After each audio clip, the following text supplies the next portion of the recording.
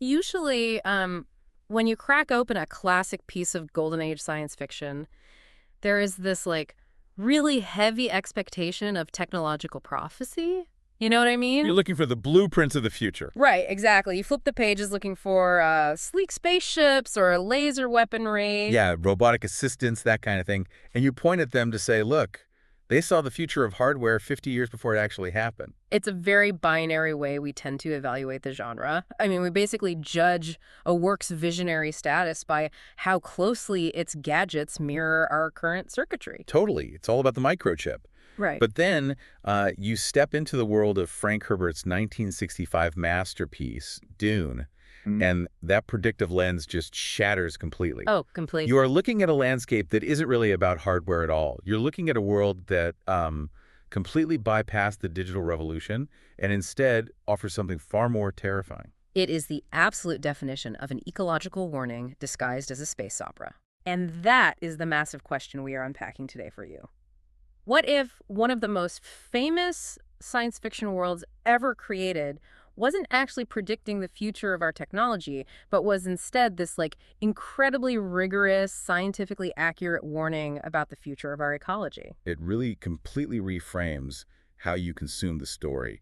And we are pulling from a fascinating stack of multidisciplinary academic papers today, research covering exoplanetary ecology, human adaptation, biomechanics, and speculative physics. Yeah, that huge stack of research is going to be our lens for this entire deep dive. Our mission today is to strip away the feudal politics, the messianic narratives, and the sword fights. Right. The fun stuff. Exactly, the Yeah. fun stuff. But we are putting the desert planet of Arrakis under a microscope to evaluate the hard science. We want to look at the physical and biological plausibility of, well, everything. The giant sandworms, the spice melange, the moisture recycling still suits, and even interstellar travel. Though I think we should establish up front that our goal isn't just to arbitrarily debunk fiction for the sake of feeling smart. No, definitely not. Because it is incredibly easy to point at a 200-meter-long worm and say, well, that defies physics. The real value here is exploring how this fictional world serves as a masterclass in systems thinking. Right. While the physics might occasionally bend to serve the plot, the ecological interconnectedness is rigorously grounded in real terrestrial science. So this is just as much an exploration of Earth's fragile systems as it is in alien planets. So let's start with the literal foundation then, because before we can even touch on the giant worms or the spice, we really have to understand the environment that forged them. We have to look at how you actually build a desert planet, scientifically speaking. The genesis of Arrakis is actually rooted in a very localized, earthbound project. Frank Herbert was a journalist with a deep interest in ecology, and he spent time observing the United States Soil Conservation Service in the 1950s. Oh, really? Yeah, they were running a project in Florence, Oregon to stabilize massive moving sand dunes that were literally swallowing up roads and buildings. Wait, how do you even stop a moving sand dune? I always just think of sand as this unstoppable fluid mass. Well, it essentially acts like a fluid over time. Yeah. It's driven by a process called saltation. Wind picks up the loose grains of sand, carries them a short distance, and drops them. Okay. When they hit the ground, they knock other grains into the air, creating this cascading effect. An entire dune can migrate several feet a year this way. That is wild. It is. So the Soil Conservation Service combated this by planting something called poverty grass. It's a highly resilient plant that could survive in nutrient-poor sand. Its root systems would anchor the sand, effectively locking the dune in place and allowing other, larger vegetation to eventually take hold. So Herbert watched this struggle between human engineering and moving sand, and he basically just mathematically scaled it up to a planetary level. Exactly. He imagined a hyper-arid world with virtually no surface water, intense solar heating, and dune systems that wrap around the entire globe. But, I mean, how plausible is a true single-biome desert planet? From a planetary science perspective, it is actually highly plausible. Modern exoplanet research heavily models these scenarios. To get an Arrakis-like environment, you need a specific set of variables. Like what? Well, a very low surface water inventory, high insolation, which is the amount of intense solar radiation hitting the surface-limited cloud cover to prevent any trapping of moisture, and incredibly strong atmospheric circulation to constantly strip moisture from the ground. You don't even have to leave our solar system to see that in action. You just look at Mars, or even extreme environments right here on Earth, like the Sahara or the Atacama Desert in Chile. The Atacama is a brilliant analog. There are weather stations in the Atacama that have literally never recorded a single drop of rain. Never. Never. It is profoundly dry, yet it maintains a complex microbial ecological dynamic beneath the surface. Antarctica is another fantastic example, proving that you can have extreme hyperaridity, a true desert, even on a planet that is 70% water. Right, because all the water is locked up as ice. Exactly. So the mechanics of a planet maintaining these hyperarid conditions over massive regions are completely scientifically sound. This brings up one of my favorite concepts from the research we looked at. It explains the entire operational framework of Arrakis. It's called Liebig's Law of the Minimum. Can you walk us through the mechanics of that? Yeah, so Liebig's law is a foundational principle in agricultural science and ecology. It states that growth is dictated not by total resources available, but by the scarcest resource. The way I was visualizing this when reading the research is it's like baking a cake. Oh, that's a good way to look at it. Yeah, imagine you were in a kitchen. You have 100 pounds of sugar, 1,000 eggs, gallons of milk, but you only have exactly 1 cup of flour. It fundamentally does not matter how infinite your other ingredients are. You can only bake one cake. Right. The flour is the limiting region. That is a perfect visualization. On Arrakis, water is the limiting region for literally everything. It dictates the entire biological and social structure. Every organism, every human culture on that planet is locked in a dance governed by that single, inescapable constraint. The microscopic sand trout insists the water to hide it. The adult sandworms are violently poisoned by it. The indigenous humans structure their entire religion around its conservation. It creates a closed-loop ecosystem driven entirely by scarcity. But applying that scarcity creates a massive scientific paradox. If water is the limiting region, and there's virtually no surface water, then you have no large-scale plant life, no global forests, no massive oceanic algae blooms. Yet humans walk around on Arrakis breathing perfectly fine. Right. The atmosphere is described as being roughly 21 to 23% oxygen. Where's that oxygen coming from? That is the glaring atmospheric anomaly in the whole setup. Yep. On Earth, our breathable oxygen is a byproduct of photosynthetic biomass.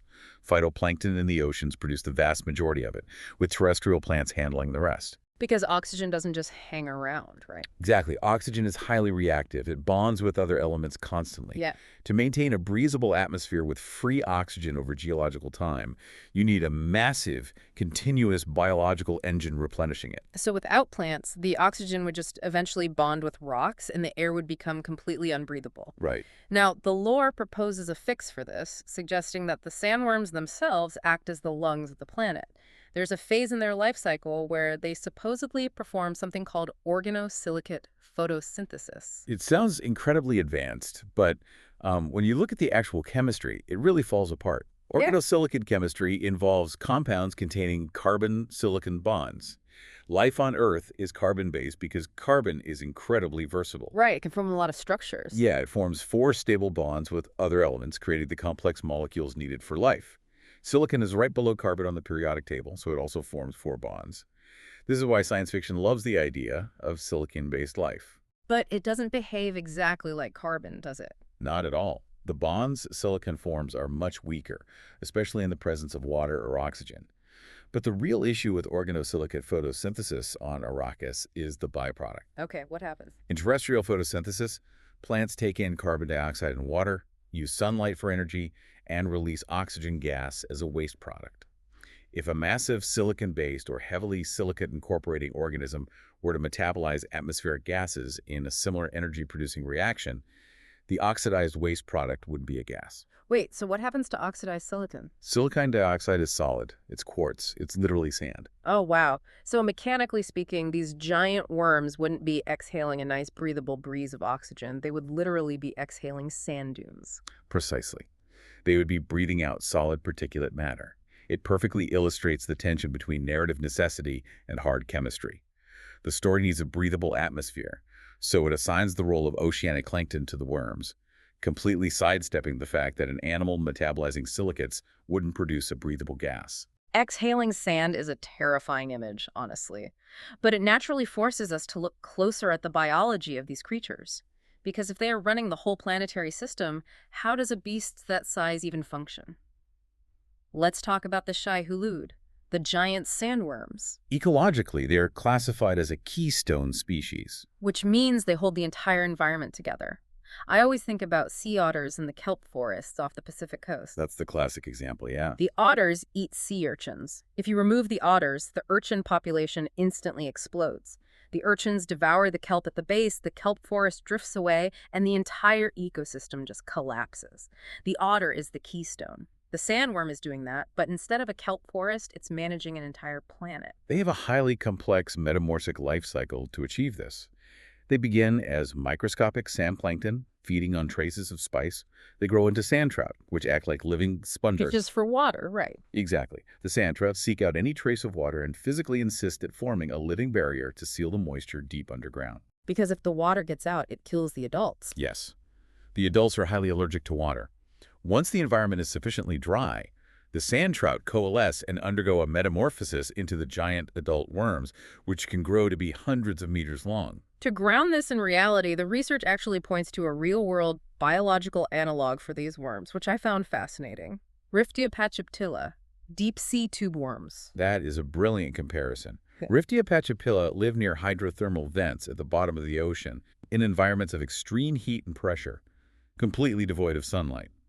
What makes them fascinating, and a really great analog for a sandworm, is their metabolism.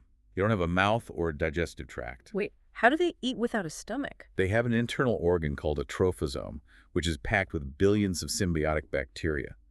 The worm absorbs toxic hydrogen sulfide from the volcanic vents and delivers it to these bacteria via its blood. The bacteria then use chemosynthesis to convert the toxic chemicals into organic carbon, which feeds the worm. It is an extreme biological adaptation to an incredibly hostile environment, much like the sandworm surviving in deep sand. But the tube worm is like maybe a couple of meters long at most. The sandworms are described as being up to 400 meters long. That scale is where I hit a wall with the physics. If you look at the square cube law, biology simply does not scale up perfectly. The square cube law is the ultimate enemy of the giant monster genre. It's a mathematical principle that describes the relationship between the volume and the surface area as a shape size increases. Right, so if you take a cube that is 1 inch on every side and you double it to 2 inches, the surface area gets 4 times bigger, but the volume, the actual mass inside, gets 8 times bigger. Exactly. So if you imagine taking a little field mouse and magically scaling it up to the size of an African elephant, its bones wouldn't be strong enough to support its new mass. Its legs would instantly snap under its own weight. Precisely. The mass increases exponentially faster than the cross-sectional area of the bones or the muscles supporting it. So for a creature to reach 200 or 400 meters long, it faces catastrophic biomechanical hurdles. The first being structural support, right. A terrestrial worm uses a hydrostatic skeleton, basically a fluid-filled cavity surrounded by muscles. But at 400 meters, the internal pressure required to keep that shape without collapsing under gravity would be immense. The research suggests Herbert tried to bypass this by giving them an internal skeleton made of high-tensile chitin, perhaps infused with something akin to carbon fiber. But even with a fictional, hyper-strong biological composite, the structural stress of lifting the front third of its body out of the sand, as described in the text, would likely tear its own musculature apart. And that's just sitting still. The real problem is movement. They travel through solid sand at high speeds. Sand is a granular medium. It doesn't behave like water. When you try to push a solid object through sand, the friction and resistance are staggering. The energy output required for a massive cylinder to displace that much compacted silica at speed is almost incalculable for a biological entity. Which triggers the deadliest physical consequence. Heat. The thermodynamics of this creature are just completely broken. Heat dissipation is the limiting factor for all large biology. Going back to the square cube law, an animal generates metabolic heat based on its volume, but it can only cool itself off based on its surface area. This is why elephants have those massive thin ears, right? They need to pump hot blood into those thin surface areas so the heat can radiate out into the air, because their massive bodies trap too much internal heat. Exactly. Now apply that to a worm with an incredibly low surface-to-volume ratio. It is basically a giant insulated tube.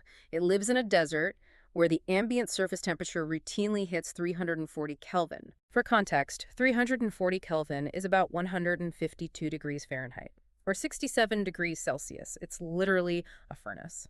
So you have a creature living in an oven, generating the astronomical kinetic energy required to crush through miles of solid sand. All of that friction and muscle exertion translates into heat. And it can't sweat. Right, because its volume is so vast compared to its skin surface that heat has nowhere to go.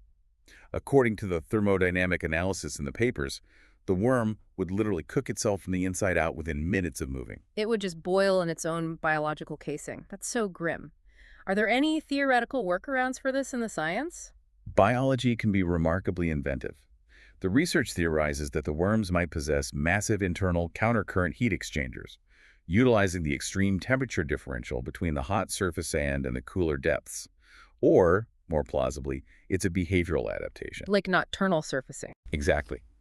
They might spend the intensely hot days deep underground, practically dormant, absorbing the cooler ambient temperature of the deep crust, and only surface at night when desert temperatures plummet to open their maws and radiate all that stored metabolic heat directly into the cold atmosphere like giant biological radiators. I love that image. Just a vast desert at night under the stars with these massive thermal vents opening up to cool off. But even with that adaptation, the friction involved in their movement remains the least plausible part of the planetary ecology. It stretches the physics to the absolute breaking point, certainly. But the ecosystem requires them to exist because the life cycle of that worm directly produces the most valuable resource in this entire universe, the spice melange. We are pivoting now from the biomechanics of the massive producer to the intricate pharmacology of the product. The spice is the fulcrum of the entire human experience in this narrative. Let's track how it's actually made mechanically. We talked about the sand trout encysting the water.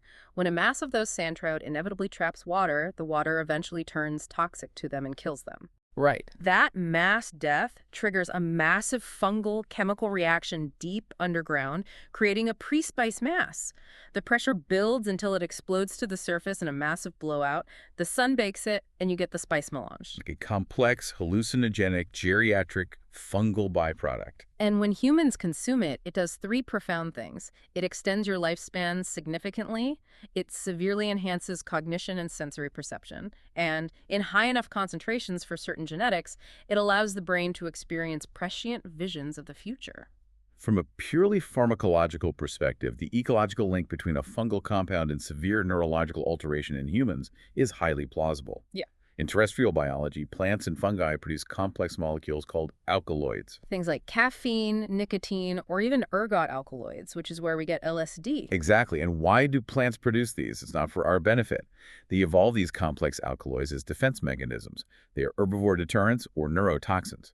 A plant produces caffeine to overstimulate and poison insects that try to eat its leaves. It is an evolutionary weapon. Wow. It just so happens that when introduced to the much larger human nervous system, that same insect neurotoxin acts as a mild, pleasant stimulant. That completely changes how I think about my morning coffee. I'm just drinking bug poison for a jolt. You are. So the concept of a deep desert fungal reaction, producing a highly complex alkaloid that interacts wildly with human neurochemistry, is deeply grounded in evolutionary reality. The spice acts as a stimulant, a nootropic for intense cognitive enhancement, a psychedelic, and an opioid-like dependency-forming substance simultaneously. It fundamentally rewires the brain, but it also drastically alters the body. The most famous physical symptom of chronic spice addiction is the eyes of the Freemen, the indigenous people of Arrakis. The lore describes them as having blue and blue eyes. Right, the glowing eyes. Yeah, the sclera, the white part of the eye, and the cornea become completely saturated with a deep blue tint. Which presents a fascinating medical critique in the research. Tissue staining from a highly specific diet does happen in reality. Like carotenemia, right.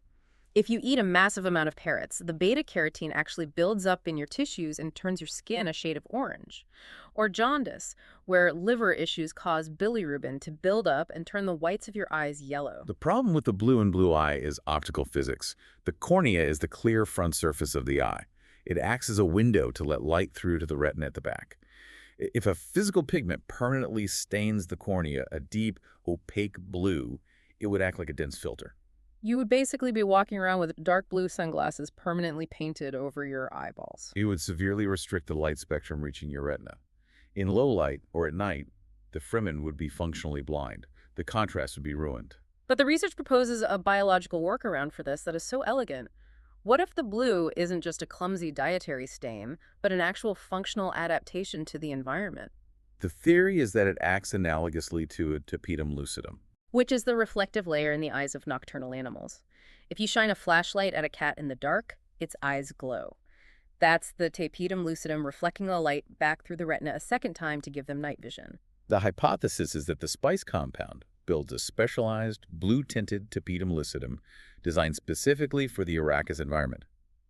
The desert is a high-radiation environment flooded with extreme ultraviolet and infrared light. Makes sense. This blue structural upgrade would filter out the damaging UV rays during the glaring day while enhancing visual acuity in the deep shadows of the rocks and during the night. It's a brilliant biological mechanism. But doesn't that raise a massive genetic red flag? It does because the Fremen are not an alien species. They are human beings whose ancestors colonized the planet.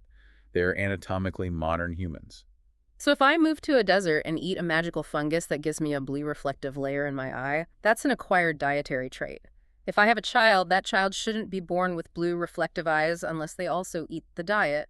But the Fremen seem to pass this trait down genetically. For an acquired physical trait to become a permanent, inheritable genetic feature simply through exposure, you are relying on Lamarckian inheritance. That is the long discredited 19th century idea that an organism can pass on characteristics it acquired during its lifetime. Like the old idea that giraffes have long necks because they kept stretching to reach high leaves and then pass the stretched neck to their babies. Exactly. Modern Mendelian genetics and our understanding of DNA fundamentally disprove that. You pass on your genes, not your lifestyle modifications.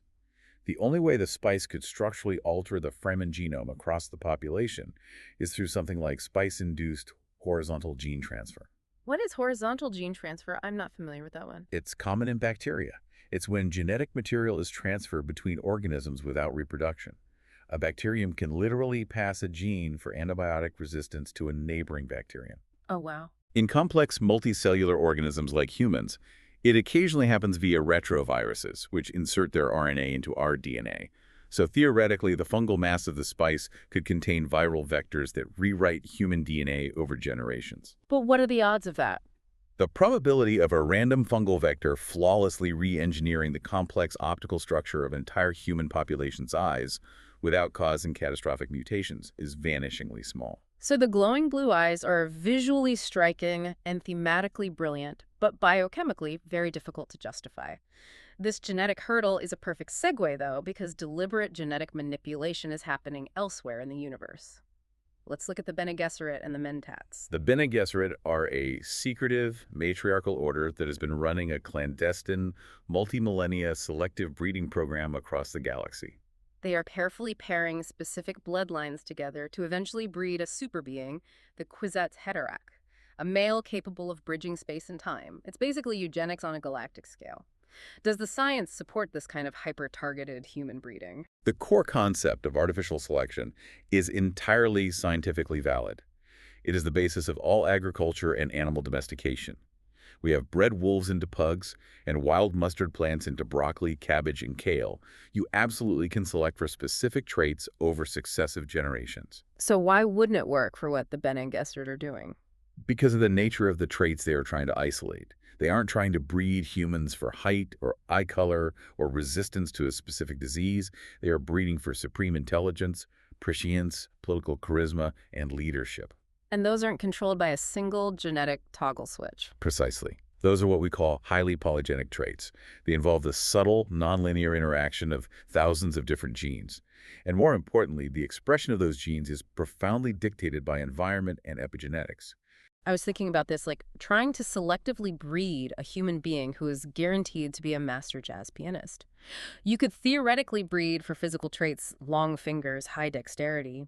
You might even find a genetic correlation for perfect pitch or auditory processing, but you cannot breed the ability to improvise jazz. No, you can't. That requires cultural exposure, years of specific training, emotional intelligence, and a specific environment. That is a perfect analogy. The genetic foundation is useless without the precise environmental crucible to forge it.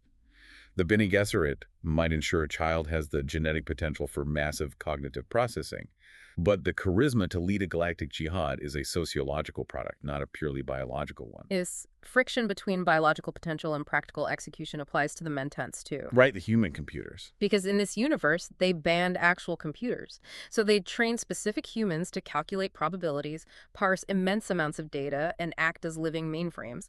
How realistic is that level of cognitive conditioning? The research compares mentat training to real-world memory champions and savants. We know that the human brain exhibits incredible neuroplasticity. With intensive, specific cognitive training, like the method of loci or memory palaces, humans can memorize the exact order of a shuffled deck of cards in seconds, or calculate complex mathematics in their heads almost instantly. So a Mentat is just a memory champion on hyperdrive, fueled by spice. Yes, but the analysis points out a hard biological limit. Biological cognition is fundamentally different from digital computing. A silicon microchip processes information deterministically and without fatigue. Whereas we get tired. Exactly. A biological neural network is subject to metabolic exhaustion, emotional interference, and error rates that increase with complexity. No amount of spice or training can eliminate the fact that a human brain requires sleep, gets stressed, and uses heuristics, mental shortcuts that inherently introduce bias and error. You cannot perfectly emulate a machine with wetware. Which means humanity in this universe is operating at a severe disadvantage. They've pushed biology through breeding, spice, and training to its absolute breaking point, but they still have limits. They can't biologically adapt to survive an entire day deep in the Arrakis desert without water. They can't biologically propel themselves between star systems. They have to rely on technology. Let's examine the mechanics of their survival gear. The spectrum of plausibility here is wide, ranging from highly practical engineering to complete speculative fantasy. Let's start on the practical end. The still suits. The research considers this the most scientifically grounded invention in the entire narrative. The still suit is a masterpiece of conceptual biomimicry. It is a full-body garment designed to capture all expelled body moisture, sweat, respiration vapor, urine, and feces. It processes and filters that moisture and pumps it back to catch pockets where the wearer can drink it through a tube. It effectively turns the human body into a closed-loop system. Herbert was writing this in 1965, and yet it perfectly mirrors modern space exploration technology. The International Space Station uses the Environmental Control and Life Support System. Astronauts are quite literally drinking reclaimed sweat and urine. Yes, absolutely are. The physics of water reclamation are well understood. The ISS uses a distillation assembly that mimics the Earth's natural water cycle, boiling the wastewater and condensing the pure vapor, followed by intense catalytic filtration. A properly functioning modern stillsuit, scaling this technology to a wearable fabric, could theoretically reclaim over 90% of body moisture. But shrinking an ISS filtration rack into a combat-ready spandex suit introduces massive engineering hurdles, right? Oh, definitely.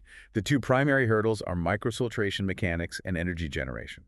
To filter biological waste into potable water instantly requires reverse osmosis, pushing the fluid through a semi-permeable membrane that catches the salts, urea, and bacteria. And pushing water through a microscopic filter requires pressure, and pressure requires energy. Exactly. The lure elegantly solves this by making the suit kinetic. It utilizes heel pumps in the boots and the general movement of the wearer's chest during breathing to power the circulation. That's clever.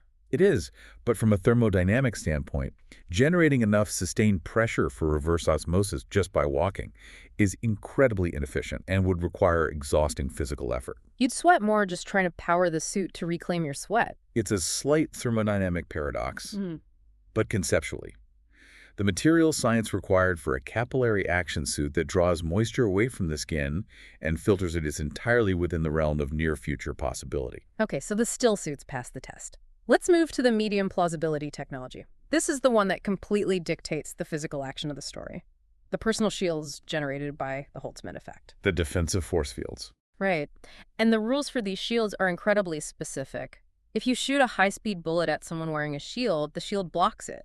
But if you slowly push a knife toward them, the blade slips right through the shield and kills them. It repels fast kinetic energy, but emits slow kinetic energy. It's a fascinating narrative device because it forces a galaxy with lasers and spaceships back into the era of feudal sword fighting and hand-to-hand combat. The research brings up a brilliant physical analogy for how this might work. They compare the Holtzman shield to a non-Newtonian fluid. Have you ever played with oobleck? Oh yeah, a mixture of cornstarch and water. It's a staple of elementary school science fairs. If you punch a bowl of oobleck as hard as you can, it feels like hitting a brick wall. The sudden impact forces the starch particles together, acting as a shear thickening fluid, turning it solid. But if you rest your hand on the surface and push down very slowly, the particles have time to slide past each other, and your hand sinks to the bottom. Herbert essentially took the shear thickening mechanics of a non-Newtonian fluid and applied it to an electromagnetic field. The Holtzman field creates a subatomic repulsion barrier that reacts proportionally to the velocity of incoming matter. Cross a certain speed threshold, and the repulsive force spikes exponentially. Move below that threshold, and the field offers no resistance. Mechanically, that makes sense, but the research points out a massive, fatal flaw with this when it comes to Newtonian physics. The conservation of momentum. Sir Isaac Newton's third law of motion dictates that for every action, there is an equal and opposite reaction. Energy cannot be destroyed, can only be transferred or transformed. So if someone fires a heavy sniper round at you and you are wearing a shield, The shield might successfully stop the bullet from piercing your flesh, but the bullet possesses immense kinetic energy and forward momentum. When it strikes the shield, that momentum must go somewhere. The shield generator is attached to your body. Therefore, the force of the impact is transferred directly into you. the shield stops the penetration, but it doesn't stop the physics.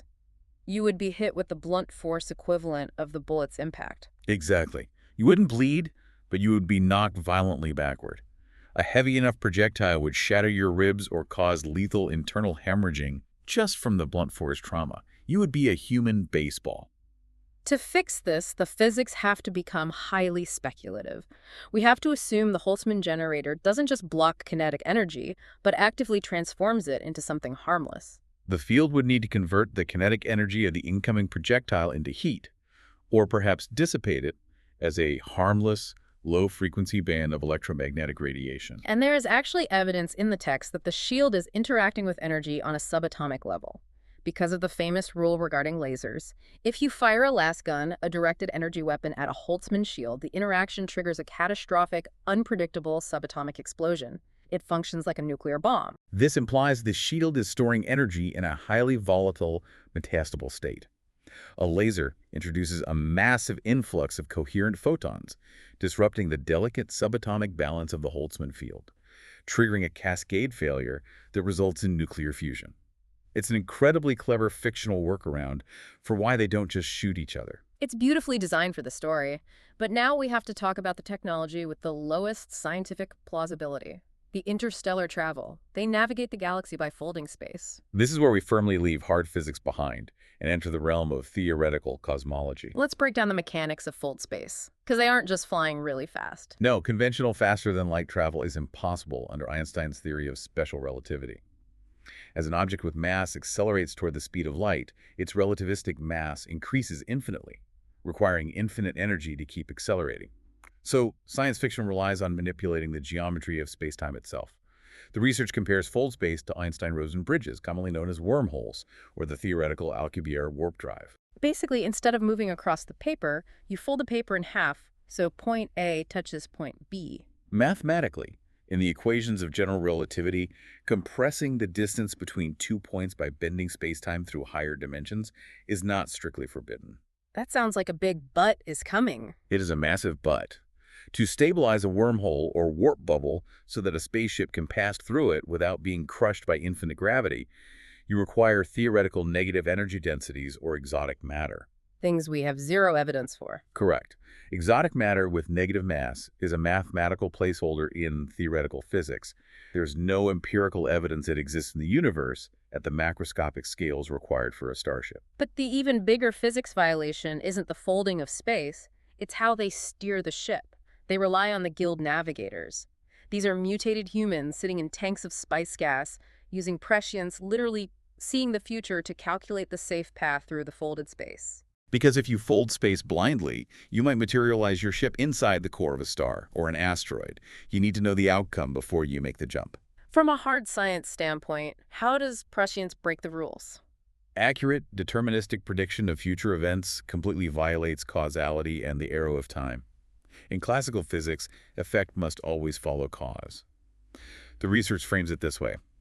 For a navigator to truly see the future, You have to adopt a block universe model.